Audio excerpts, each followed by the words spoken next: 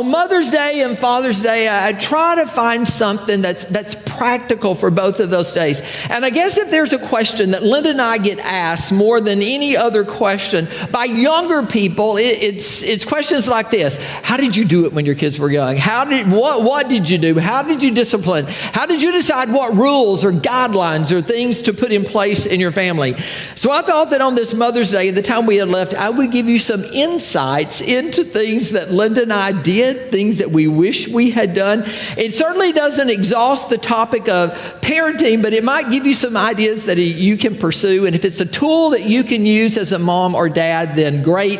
If not, maybe it would just spur some ideas. So I thought I would begin by asking, how many, by show of hands, how many of you are parents in the room this morning? Maybe a broader question, how many of you have parents? Hey, that was kind of a trick one there. Let me ask you this. How many of you are brand new parents? Say your oldest child is 3 years old or under. Pray for them. Look, they are around there. How many of you are single parents and know that parenting can be tough? I see several hands. How many of you are empty nesters? That's where Linda and I fall. Look at the smiles on those faces. How many of you are boomerang parents? Your kids left and then like a boomerang, they were gone for a while, but they've kind of swung back the other end and they're back home for a while. Anybody want to admit it? Oh yeah, we got several out there. How many of you are an aunt, an uncle, or a grandparent? Hey, even if you don't have kids, I hope that you see by a show of hands that I think today's message can still be valuable because we all have influence in the life of a child. First thing I want to say is starting out is I am not an expert on parenting. I just want to get that out in the open to begin with. There was a time I thought I was an expert, but then I had 2 children and I quickly realized that I am not an expert. I've got a 37-year-old son, a 32-year-old daughter, an 8-year-old grandson, and I consider myself just a pilgrim on this journey of parenting and now grandparenting. And I would say not only are Linda and I not experts, our kids are not perfect. Regardless of what you do, kids, they do things. The one thing we all have in common is that we messed up. I think I've told you before, you don't even have to get far in Scripture before you realize first man, woman, Adam, Eve, what seemed like a perfect environment. 2 people, single, no clothes. What could go wrong? Well, they listened to the wrong voice and all of a sudden they're tossed out and so many things happen. You got Abraham and Sarah. You don't have to get far in their story. And they are promised a child by God. And all of a sudden they think God is slow concerning his promises. So they think it's a good idea for Abraham to go and just find, a servant, Sarah's servant and have a child with her. And the world is still fighting about that. You go a little bit further in Scripture. You get Jacob and Esau, 2 twins who one sells their birthright to the other. One dresses up in animal skins, deceives their aging father. Jacob grows up and has what Scripture calls a favorite wife. And as I've said before, if you can say that in your family, this is my favorite wife, we need to talk. You need counseling. Joseph, sold by his brothers. David, more serious, watches 4 of his sons die because of his own sin. Even the brothers of Jesus, according to the writers of the New Testament, called Jesus crazy. So moms and dad, when you mess up, when your children mess up, take comfort in the fact that even our biblical heroes messed up as well. So I'd like to begin. If you are a parent, if you are a child, or maybe you're both, raise your hand. And repeat after me. I have already messed up. I have. Just get that out of the open right from the very beginning. Because in reality, that's where we start, isn't it? We all start on this level playing field of imperfection. And I would say the goal of parenting is not perfection. You'll just get discouraged. The goal of parenting is learning, growing, and improving each day. And so, hey, these are just some practical tips that I looked around. The era and the thing that my grandson is growing up in is not the same era that I grew up in. Things are different. Things have changed. It's not hard to see that. And I think perhaps the biggest change has been in the area of technology and what kids have access to today. But I would also say this, the deepest questions on the minds of our kids, as I have gone to beach camp with kids, as I've raised 2 children, if I have studied at Vacation Bible School and watched all the different things that our kids say, the questions that are deepest haven't changed over the years. They are concerned with who am I? What's my purpose in life? What was I created for? They go early. Those are identity questions about meaning and purpose that we all had. And maybe if we're going to be effective parents and grandparents in today's world, we're going to have to seek to understand today's world, because while some things are the same, some things are different. And it's different than any other world. Have you ever caught yourself saying, when I was your age, or even thinking when I was your age? I think it's been about a year ago that I said this: I don't think we were ever our age in our children's age today. We were never our age or their age, 14, 15, 16, 12, 13, 14, in the environment that they are in today. Comparing the world I grew up in to the world my grandson is growing up in, I think it's kind of like comparing T-ball to Major League Baseball. It's got some of the same elements. You got batters, you got runners, you got innings, and you got hits, and you got outs. But wow, how the environment that it's played in has certainly changed. And our kids live in a much different world. When I was their age, at 13, 14, 15 years old, I never had access to the entire world in the palm of my hand. And that comes with advantages and disadvantages. So I have to grandparent differently in this age, and perhaps quite a bit differently than my parents did with me when I was growing up. But there are some things that I think are at least worth considering keeping that in the busyness have gone out. One of the things that I would encourage you to keep as a parent, that Linda and I tried to keep close, and I will tell you, it gets harder as time goes on, but sharing a meal together. Trying to do that as regularly as possible. Things happen when you share a meal together that don't happen any other time. And if you let it, busyness can keep you away. My dad worked an awful lot, and I think my mom was intentional about some evenings when he couldn't come home. She would make something, and we would go over at his shop. He worked on cars, and we would sit around that table, and sometimes we would sit on boxes of oil, and we would eat with him. I would say be as intentional as you can about that. One of the other things that I think has changed a lot too is the idea of sex. When I was young, you didn't talk about sex that much. I'm just going to tell you, we talked about it at school, but nobody was talking about it really that much at home. And we certainly didn't talk about it in the church that I grew up in. And while it was talked about in school, and while there were places that you could go and you could be exposed to sexually explicit images, you generally had to go to some convenience store, and it was behind a wooden thing. If y'all remember that, it was never right there in the palm of your hand. I think our kids, well, listen to what the American Academy of Pediatrics reported, that the average 12 to 15-year-old today will view in excess of 150,000 sexual references or images every single year. That means if you are a parent today, you got to be thinking about things that we didn't think about when I was younger. You got to be thinking of computers and phones and filters and, man, what's happening out there. And parents, if you're not talking about sex at home, you need to be. In fact, how many of you remember, if maybe call it 40 or up, I don't know, whatever. How many of you remember the talk with your parents? I remember having the talk with Dad. It was so awkward, I think, for both of us. But I would say this: what my dad did in his generation, I don't think will work in the current generation. I remember him and it being torture, and I remember like, Tom, we need to have the talk. And I'm like, oh, Dad, I'm 25. Shouldn't we have had this? Like, shouldn't we have done this a while ago? And I think for our family, when my family was third grade, Aaron was in third grade, and Aaron was 5, 6 when Linda was pregnant with Alana, and so he had seen Alana grow, inside Linda, and saw her tummy get better and bigger, and he had questions like, how does the baby get out? How does the baby get out? And he was satisfied with Mom's answer, which was, God did it, and God has a special way, and God in special places, and all that stuff. But you fast forward to when he's in third grade. We've been at Fall Creek Falls, and for those of you who have heard it before, I did tell this story here, but I looked at it, and it's been like 5 years ago, so if you were here, you may remember. On the way back from Falls Creek Falls, it had just been a guy's trip. Aaron and I had gone for the weekend. On the way back, it's night, we're sitting there, and he looks over at me and he says, Dad, I want to know how the baby gets out of the mommy. And I don't want to know about special places. The kids at school, I'm hearing things. And I thought, oh my heavens. And so I looked and I thought, okay, I'm going to tell him.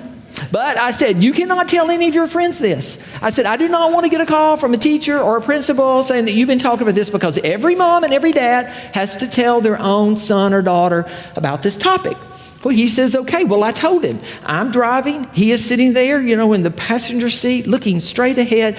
And I used all the right phrases, the right words. I thought, I'm not going to say special place. I'm just going to call it like it is. I'm going to get brave and I'm going to say it. Well, I got through and he did not say a word.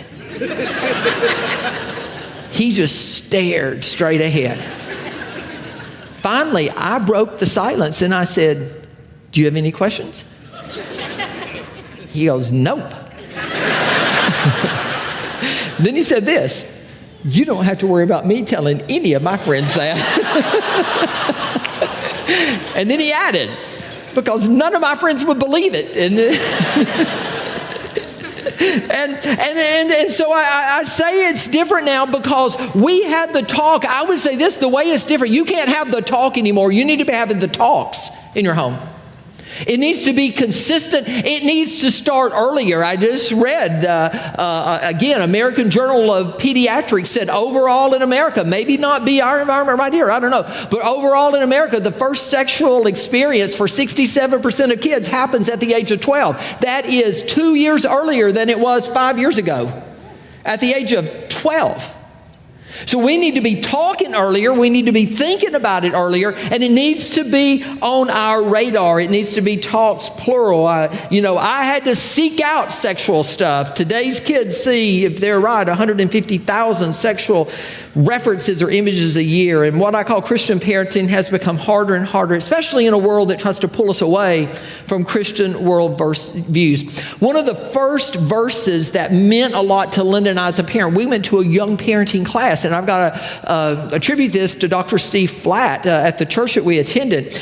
We looked at a verse from Proverbs, and Linda and I wrote it down that day, and he had us go through an exercise. And we discovered the verse to be a well-known verse and helpful verse, yet a verse at the same time that was very misunderstood. It comes from Proverbs 22:6, where Solomon says, from the King James Version, is how I learned it, train up a child in the way they should go, and when they're old, they won't depart from it.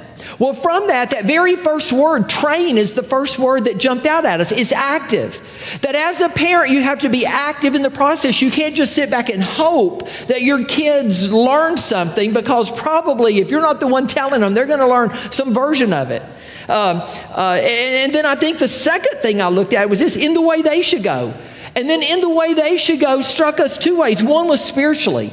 In the way they should go spiritually, especially when we would read verses like we used yesterday at Parent Baby Dedication Day, when Moses is getting ready and he's given this charge, he and Aaron, for all the people going in to inherit and to get the land of Israel. He says in Deuteronomy 6 verse 4, "Hear, O Israel, the Lord our God, the Lord is one." Love. Love is a verb. It is not a feeling. It is an action. Love is a verb. Love the Lord your God with all your heart, with all your soul, and with all your strength. These commandments that I give you today are to be on your hearts. And then parents, look at what he says. Grandparents, aunts, uncles, impress them on your children.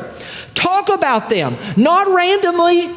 Talk about them when you sit at home, when you walk along the road, when you lie down, and when you get up. Tie them as symbols on your forehead. Bind them on your hands and bind them on your foreheads. Write them on the door frames of your houses and on your gates.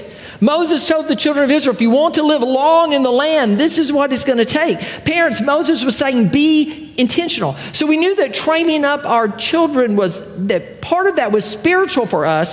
The second meaning from that verse was less obvious, but there nonetheless, when Solomon says, in the way they should go.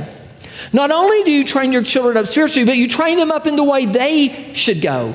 The promise with that is if you train them up in the way they should go, when they are old, they will not depart from it. You know why a lot of kids depart from the way that their parents raised them? Because a lot of times we try to raise them the way we want them to go. We try to push our stuff on them instead of realizing they are unique creatures, unique people designed by God, and they have different personalities and they have different temperaments. And you may be the world's greatest athlete and have a son or a daughter who is not. You got to learn. So that's not going to be their way. They got to find another way. You may be a superstar business person and your kid wants to do something else. Well, you got to do it the way they should go. The promise of they will not depart from it is predicated on that you're going to discover, which is part of our job as a parent, you're going to discover what they were designed to be.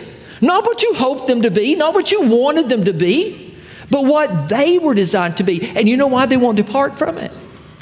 Because when you discover what God made them to be, well, that's their purpose. That's the thing that they long for in their life. So just a couple of things in just the few minutes we have left. And again, what I'm going to tell you next are personal. They're personal decisions for us.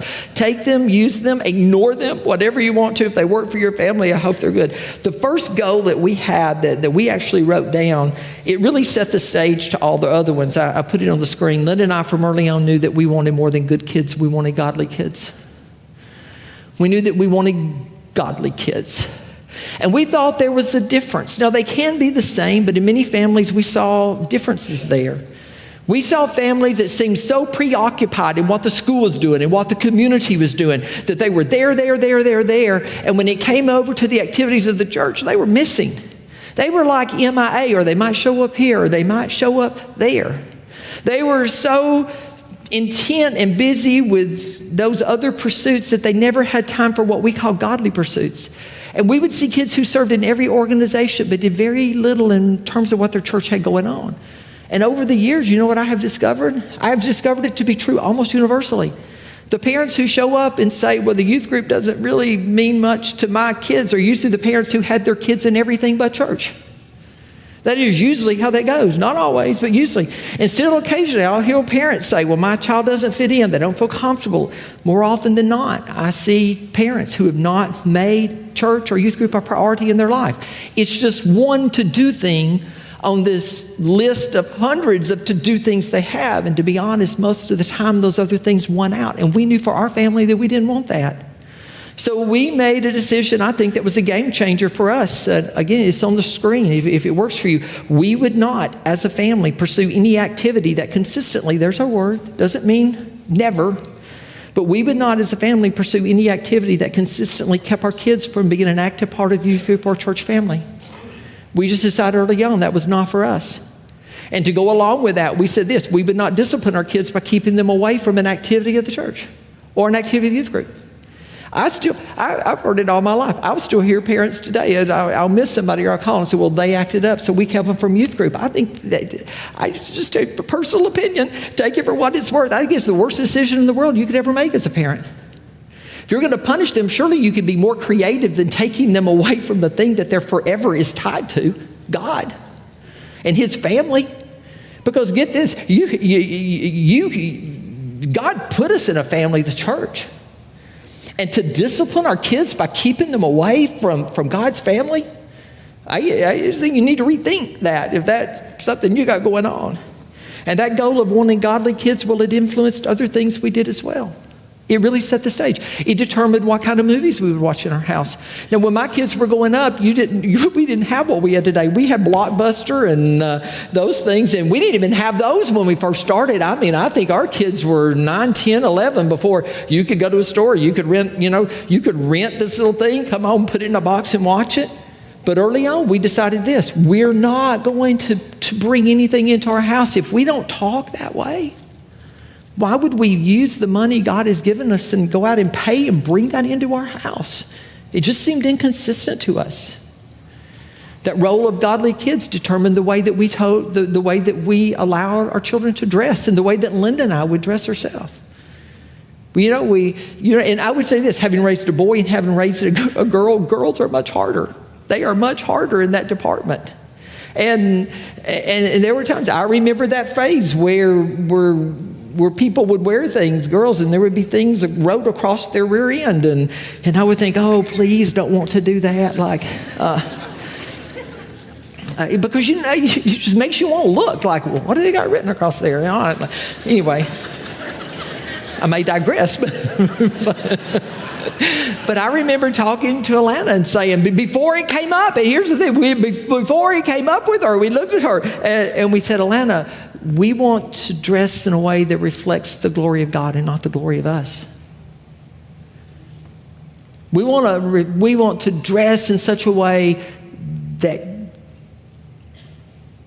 we're not showing off us, but we're pointing people to God. And all that is subjective, and you have to decide what that looks like for you. When the pants, way down to here came out, I called them crack back pants. If you saw the back, you saw their crack. I remember telling Aaron, we're not, we're going to pray, we're going to love, we're going to hug all the people no matter what they're wearing, but we're not doing that in our family. Another thing we said was this: we wanted to have a plan for our family. We want to have a plan for our family. Very few things happen accidentally. They happen because we intend for them to happen. Proverbs 16:3 says there's a relationship between planning and succeeding. Look at what Solomon again writes. Commit to the Lord. Whatever you do in your plans will succeed. Linda and I not only wanted our children to know that God had a plan for their lives, but we believed that God had strategically put us in place to help them discover the plan that God had for their lives. We did not want to leave it up to the church to do. We wanted that to be a part of what we did at home. We did not want them to get to that party or be on that first date, and that's the first time they thought about drinking or thought about, sex or drugs or whatever it may be. We wanted to have the conversation in the home before they ever got to that part. And here's another thing. We didn't want their motive to, or not to do stuff be based on, well, they might get caught or not get caught. Because we knew this: if the only reason they're not doing something or are doing something is because they might get caught if they didn't, all of that will end when they realize I can do it and I'll get caught. We wanted them to believe something deep down, which means we had to start talking about it from the time that they were young, about beliefs about God and who He is and what He had for them. And Linda and I had to model that. Honesty was one of the things that we wanted to model for our kids. And I remember you got to kind of wrap it up however you wrap it up. Different things come to mind. I remember Aaron being 7, Alana being 2, and we took a trip to Disney World because Aaron wanted to go. And Alana was young. She was born 3 months early, so at the time we got there, technically, if she had been born on time, she would have still only been in the 1-year age category. And we noticed, I don't know if it's the same way now, but when we got there, kids that were under 2 were free. If they were 2 or more, it cost $4,000 for them to get in to Disney World. And in our minds, we're thinking, well, she was born 3 months early. Technically, she's like, Arr. But then you know what we thought? We already made the decision. We're going to be honest. And who was right there with us? Our 7-year-old. And we wanted him to know that sometimes doing the right thing costs you something. I would say this: don't always rescue your kids. Don't always rescue your kids, especially when they're young. When they're young, the stakes are low. Let them suffer the consequences sometimes of what they do. There are times to help bail them out, but there are times to let them suffer the consequences. Because I'll tell you this: if a child never learns to suffer the consequences while they're 3, 4, 5, or 6 years old, I'm going to tell you, you do not want to live with them when they're 17, 18, 15, or 16 years old, and mom and dad have always rescued them from everything that happened in their life. Start early. Let them figure out, kind of what that is. I would say this: if you have 2 or more kids, I would try to include individual time with each of my children in my family plan. I think it's important.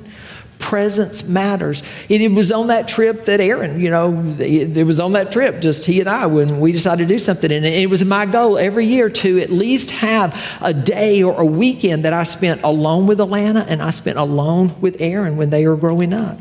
And one of the things that I still take to heart to this day, when in Paul Faulkner's book, Raising Successful Families, and he interviewed 30 successful families, what made them successful. And they were successful really from the world's point of view. They were CEOs and CFOs and all this stuff. And then they interviewed their kids. Wow. Their kids. They said, if you could do anything differently, what would you do? I mean, I know sometimes you think I pick on this thing, and I don't mean to be picking on it, but I think the evidence is out there if you want to discover it. Those kids, after they were grown, said if I were doing it over, I would have chosen less team sports. At 30, 35, and 40 years old, and mom and dad are aging, if I had it to do over again, I would have chosen just to play dress up in the house, to go on walks with dad, to have gone fishing with dad, to go camping with mom. I would have chosen less things where I was doing this here and they were watching me, and I would have chosen more things where we were doing it together. As Stephen Covey said, I think it's wise to begin with the end in mind. Where do you want to go? It can be exciting at the time. Your presence matters. Dr. Amran Nicolo, a clinical professor at Harvard, said all his research shows this: the number one single common factor producing anger and rage in kids is the perceived inaccessibility of one or both parents. He says it just has to be perceived that you are inaccessible. Your presence matters, which made me, if I get to the end of this and say, and now that I'm at the grandparenting stage, this means a whole lot more to me. And grandparents, I think we are placed there for moments like this. It's an essay written by a third grader. A teacher had their third graders say, what is a grandma to you? And she married several of the statements together from kids, but this is what she came up with, written by kids in her class. A grandmother is a lady who has no children of her own, so she likes other people's little boys and girls. A grandfather is a man grandmother. He goes for walks, and they talk about fishing and travel, and they stop everywhere you want to. They take you to the store where they have claw machines and always bring lots of quarters. When they take us for walks, they slow down past things like pretty leaves and caterpillars, and they let us play in the creek. They never say, hurry up. Usually, they are fat. But not too fat to tie their shoes. They don't have to be smart, only answer questions like, why do dogs hate cats and how come God isn't married? When they read to us, they don't skip or mind if it's the same story we read last night. Everybody should try to have one, especially if you don't have a TV, because grandmas are the only ones who have lots of time. Your presence matters more than you think. I'll briefly mention two others. I don't know, if this has been worthwhile, let me know. I have about 35 other pages of just things that I wrote down through the years that Linda and I would have done differently, would have done the same things. And maybe we'll have a part two if you think it's been worthwhile. I don't know. But just two things I'll leave with you very quickly. That one, not everything has to be a lesson. Not everything. Sometimes a rainbow can just be a rainbow. Sometimes a sunset can just be a sunset. And I would say this, young parents especially, not every mistake has to be corrected by you. Not every mistake has to be corrected by you. I'll leave you with one story. Aaron, I don't know, first or second grade, got in the car. Linda would pick him up from school, and he was distraught. The minute he hit the car, the tears started flowing. And Linda looks and says, what happened? What happened? And he said, my apple fell off the tree today. Which, if you knew what that means, it means that he did something behaviorally in class, and so his apple kind of fell from the tree, and I don't know what happened there, but Linda said, well, what did you do? And he goes, I threw a paper wad at the garbage can. And Linda said, and you're not supposed to? No. Linda said, well, I only got two questions. Her first question was this, are you going to do it again? He said, no. You know what her second question was? Did you make a basket? He was already distraught. Not everything is going to keep you out of Harvard University. So how could I wrap it up today? What can we do? I would say relax, have fun, make a plan, decide some do's and don'ts from your family early on. I would say decide from the very beginning that you want to keep God first. It's going to be hard enough, and there are going to be mistakes that are made even when you do that. But I think it's a great starting ground. And I would say this, don't rush through and don't wish away what one day you would give anything to have back. As one of the writers said, the days can be long, but know it from those of us who have been there. The years are short. The years are short. Father, I thank you so much for giving us moms, for giving us dads. I thank you, Father, for all the ways that we try. Father, I pray that we learn from each other. I pray that as we go out into this world that we commit ourselves like those 24 families did yesterday to raising our children to know, to love, to serve, and to follow you. In the end, it is the only thing on this earth that will really make a difference in forever. So I pray, Father, that you will equip us, that you will help us as a church family to be a part of that you will help us with especially our young moms and young dads to be people they can count on, to walk alongside them, to encourage and inspire each other. And I thank you, Father, that you treat us as though we've done nothing at all when we accept you through the blood of your Son, Jesus. And it's in his name that all of us said, amen. Well, happy Mother's Day to all of you moms and to all of you dads who made your moms a mother.